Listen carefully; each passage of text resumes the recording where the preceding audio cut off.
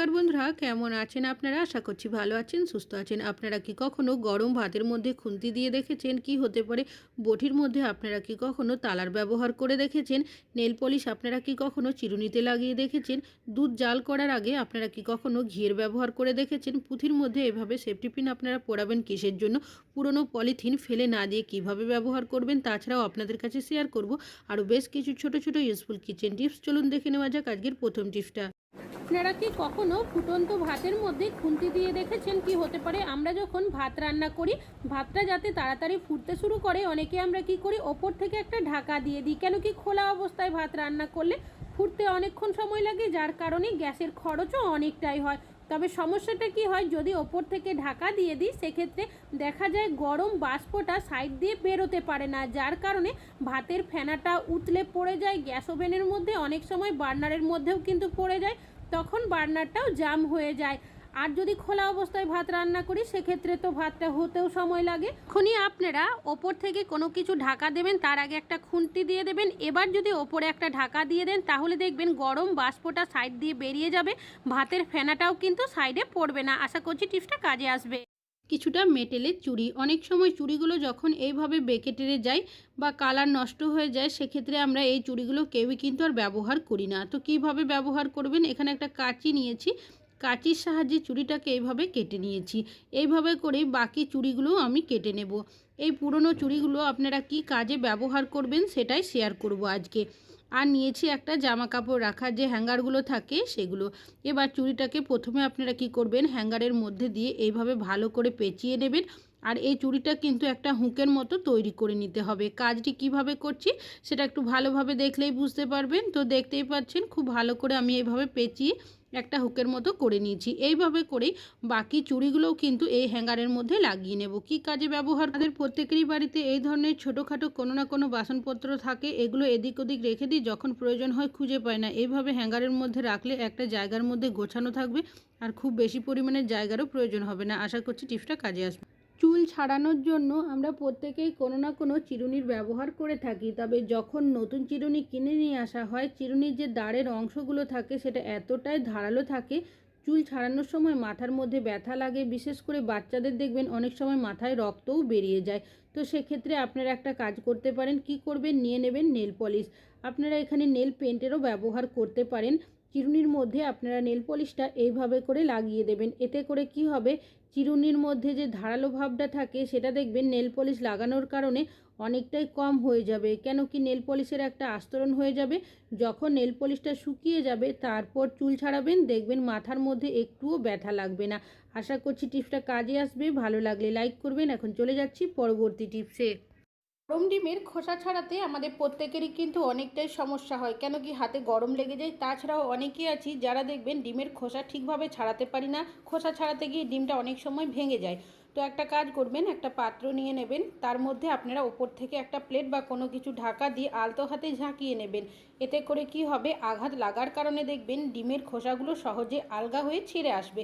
যদি সামান্য খোসা লেগে থাকে, সেক্ষেত্রে আলতো হাতে ছাড়িয়ে নিলেই ছেড়ে যাবে, হাতে গরমও লাগবে না, ডিমের খোসাটা সহজে ছাড়িয়েও নিতে পারবেন। আশা করছি টিপসটা কাজে আসবে। আপনারা কি কখনো সেফটি পিনের মধ্যে পুঁথি পরিয়ে দেখেছেন? কি হতে পারে? আমরা শাড়ি, সালোয়ার কামিজ এই ধরনের জামা কাপড় কম বেশি অনেকেই ব্যবহার করে থাকি। তবে শাড়ির কুচিতে হোক কি সালোয়ার কামিজের ওড়নাতে আটকানোর জন্য সেফটি পিনের ব্যবহার অনেকেই করে থাকি।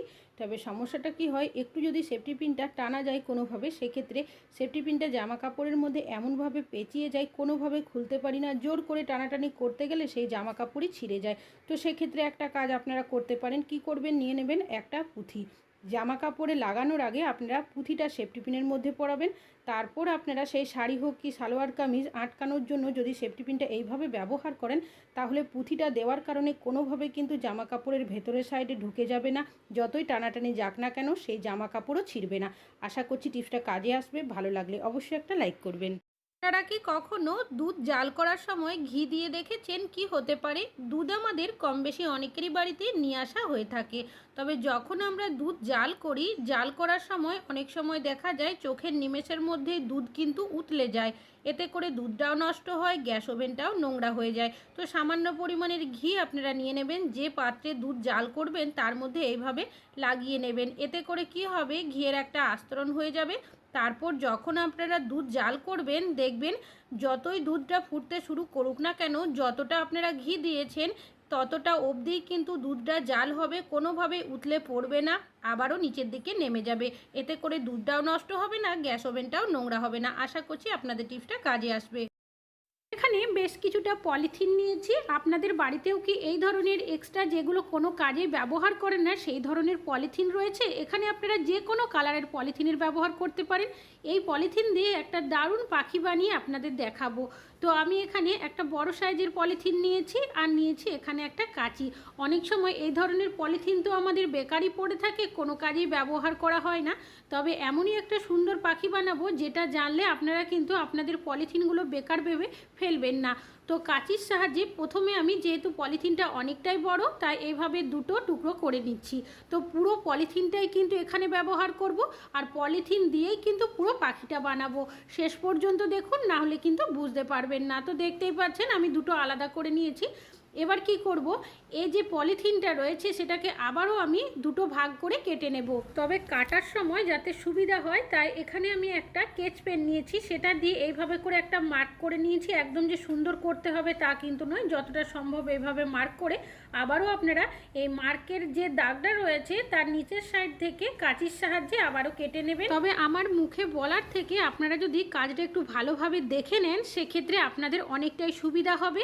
আর এখানে যে পলিথিনেরই আপনারা ব্যবহার করেন না কেন, একটু মোটা ধরনের পলিথিন নেওয়ার চেষ্টা করবেন। তো দেখতেই পাচ্ছেন আমার কিন্তু এখানে কেটে নেওয়া হয়ে গেছে, আর এই পলিথিনটা কিন্তু এখানে ডবল রয়েছে, আমি দেখিয়ে দিচ্ছি আপনাদেরকে। এবার আমি এটাকে সেলাই করার জন্য সুতোর ব্যবহার করছি। আপনারা চাইলে এখানে কিন্তু আঠা দিয়ে এটাকে লাগিয়েও নিতে পারেন, তবে পুরোটাই কিন্তু একেবারে সেলাই করব না, কিছুটা অংশ বাকি রেখে দেব। আপনারা এখানে যে কোনো আপনাদের পছন্দ অনুযায়ী কালারের ব্যবহার করতে পারেন। আমি যেহেতু সাদা পলিথিন নিয়েছি তাই সাদা পাখি কিন্তু এখানে বানাবো।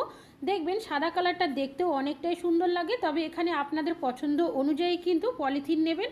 তো কিছুটা অংশ যেটা বাকি রেখেছিলাম ফাঁকা জায়গাটা, তার মধ্যে আরও বেশ কিছুটা পলিথিনের টুকরো আমি এইভাবে করে ভরে দিচ্ছি।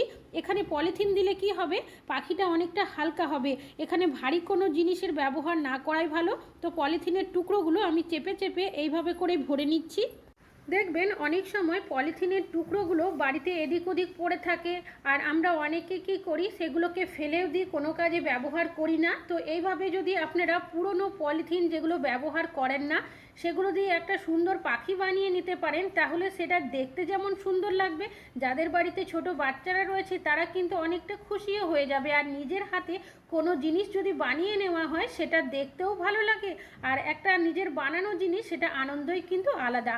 বাকি যে ফাঁকা অংশটা ছিল আমি কিন্তু আবারও সেলাই করে বন্ধ করে দিয়েছি, যাতে করে ওখান থেকে পলিথিনটা কোনোভাবে বেরিয়ে না আসে। মুখের জায়গাটা বানানোর জন্য আমি গার্ডার দিয়ে এইভাবে করে পেঁচিয়ে নিয়েছি, আপনারা চাইলে সুতো দিয়েও কিন্তু বেঁধে নিতে পারেন। এবার বাকি যে পলিথিনটা সাইডে রেখেছিলাম সেটা আবারও নিয়েছি, কিছুটা অংশ পলিথিন প্রথমে আমি কেটে নেব। এবার যে পাখিটা বানাবো তার ওপরটা কভার করার জন্যই এই পলিথিনটাকে আমি ব্যবহার করছি। তো দেখতেই পাচ্ছেন প্রথমে যে পাখির মুখের জায়গাটা রয়েছে সেটার মধ্যে এভাবে কভার করে বাকি পুরোটাতে এইভাবে কভার করে নিচ্ছি। এবার এটা যাতে ভালো মতো সেট হয়ে থাকে তাই এখানে আমি আঠার ব্যবহার করব, যাতে পলিথিনটা খুলে না যায়। তাই এখানে নিয়েছি আমি ফেভিকুইক, সেটা দিয়ে খুব ভালোভাবে এইভাবে আটকে সেট করে দেব। তো দেখতেই পাচ্ছেন এই পলিথিনটা কিন্তু খুব ভালো করে সেট হয়ে গেছে। এবার পাখির মধ্যে যে পালক বা পাখনাগুলো থাকে সেটা বানানোর জন্য আমি যে বাকি সাইডে পলিথিনটা রেখেছিলাম সেটা আবারও নিয়েছি, সেটাকে এইভাবে ছোট করে প্রথমে মুড়িয়ে নেব, তারপর যতটা সম্ভব এইভাবে করে ছোট করে কেটে নেওয়ার চেষ্টা করব। বেশ কিছুটা আমি এইভাবে কেটে নিয়েছি।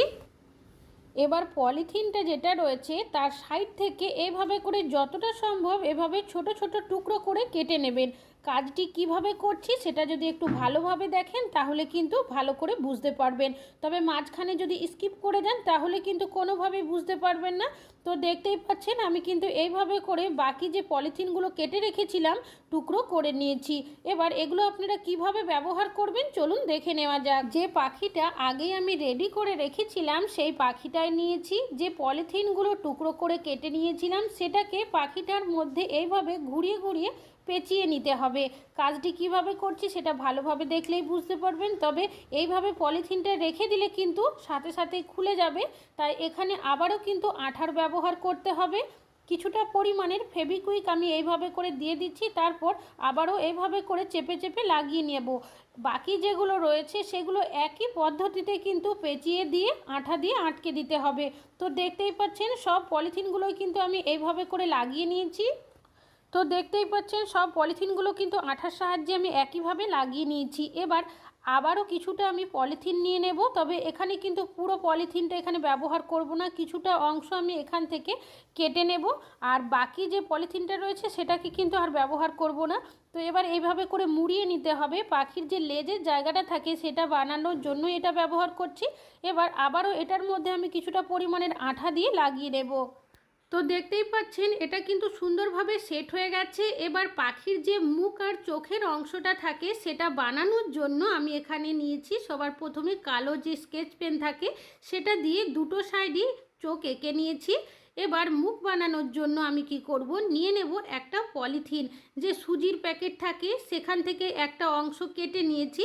এবার লাগানোর জন্য আবারও আমি এখানে ব্যবহার করছি ফেভিকুইক। সেটাকে প্রথমে এভাবে ভালো করে দিয়ে এই পলিথিনটাকে এভাবে আটকে দিতে হবে। তো দেখতেই পাচ্ছেন দেখতে কতটা সুন্দর লাগছে। পুরনো পলিথিন ফেলে না দিয়ে এইভাবে করে কিন্তু আপনারা পাখি বানিয়ে নিতে পারেন। সেটা শোকেসের মধ্যেও রাখতে পারেন, কোনো জায়গার মধ্যে যদি ঝুলিয়ে রাখেন আপনারা এইভাবে করে সুতো দিয়ে আটকে দেবেন, তাহলে কোনো জায়গার মধ্যে ঝুলিয়েও রাখতে পারবেন। তাছাড়াও অনেকেরই বাড়িতে ছোট বাচ্চারা রয়েছে, তাদের খেলার জন্য বানিয়েও দিতে পারেন। আর দেখতে কতটা সুন্দর হয়েছে আপনারা তো নিজেরা দেখতেই পাচ্ছেন। পুরনো পলিথিন ফেলে না দিয়ে আপনারা আপনাদের পছন্দ অনুযায়ী কালার দিয়ে এইভাবে করে কিন্তু পাখি বা পায়রা বানিয়ে নিতে পারেন। আশা করছি আপনাদের এই পাখি বানানোর আইডিয়াটা অনেক বেশি কাজে আসবে। ভালো লাগলে অবশ্যই একটা লাইক করবেন। আজকে এখানেই শেষ করছি। আপনারা কি কখনো বটিতে তালা ঘষে দেখেছেন? কি হতে পারে? বটির ব্যবহার আমরা প্রত্যেকেই করে থাকি সবজিপাতি কাটার জন্য, মাছ মাংস কাটার জন্য। তবে রেগুলার সবজিপাতি কাটার কারণে দেখা যায় সবজির যে রসকস থাকে সেটা বটির মধ্যে লেগে যায়, তাছাড়াও জং বা মরচেও পড়ে যায়, যার কারণে বটির ধারটাও অনেকটাই কম হয়ে যায়। তো আপনারা কি করবেন, কিছুটা পরিমাণে লবণ বটির মধ্যে দিয়ে দেবেন, তারপর একটা পুরনো তালার সাহায্যে এইভাবে হালকাভাবে যদি ঘষে নেন তাহলেই দেখবেন বটির মধ্যে যে নোংরা ময়লা থাকে সেটা উঠে যাবে, এমনকি বটির মধ্যে যে জং বা মরচেটা থাকে সেটাও কিন্তু উঠে যাবে, যার কারণে বটির ধারটা কিন্তু অনেকটাই চলে আসবে। তবে বটির একটা সাইড ঘষলে কিন্তু হবে না, একইভাবে অন্য সাইডেও কিছুটা লবণ দিয়ে তালার সাহায্যে এইভাবে ঘষে নিচ্ছি। এবার একটা কাপড় আমি জল দিয়ে ভিজিয়ে নিয়েছি, সেটা দিয়ে বটিটাকে পরিষ্কার করেও আপনাদের দেখাচ্ছি। তো দেখতেই পাচ্ছেন আগে কীরকম ছিল আর এখন বটিটার ধারটা কতটা এসেছে। আশা করছি আপনাদের এই টিপসটাও কাজে আসবে। রুটি বানানোর জন্য আটা মেখে আমি লেচি করে নিয়েছি। আমরা সাধারণত বেলুন চাকি দিয়ে রুটি বানিয়ে থাকি, তবে আজ কিন্তু আমি বেলুন চাকি ছাড়াই আপনাদেরকে রুটি বানিয়ে দেখাবো। তার জন্য এখানে নিয়েছি আমি একটা ভারী ধরনের থালা, থালাটাকে আমি এইভাবে করে উল্টে নিয়েছি। যে লেচিগুলো কেটে রেখেছিলাম সেটাকে নিয়েছি, আর নিয়েছি সামান্য পরিমাণের আটা। আটার মধ্যে এভাবে করে লেচিটাকে লাগিয়ে তারপর হাত দিয়ে আমি এরকম করে নেব। এখন নিয়ে নেব আমি এখানে আরও একটা থালাটাকে আমি এইভাবে উল্টো দিক করে কিছুক্ষণ এরকম করে নেব। আর এরকম করলে দেখবেন খুব ভালোভাবে কিন্তু রুটিটা বেলে নেওয়া হয়ে যাবে। আর এখন আমি আপনাদেরকে তুলে দেখিয়েও দিচ্ছি যে কতটা সুন্দর হয়েছে। রুটিটা বানানোর জন্য তাওয়া গরম করতে দিয়েছি আর দিয়ে দিয়েছি রুটিটাকে আমি উল্টে পাল্টে এইভাবে করে কিছু সেকেন্ড সেঁকে নেব। তারপর রুটি সেঁকা দিয়ে সেঁকে আপনাদেরকে দেখিয়ে দিচ্ছি। আর দেখতেই পাচ্ছেন বন্ধুরা যে রুটিটা কতটা সুন্দর ফুলেছে। আশা করছি এই টিপসটা আপনাদের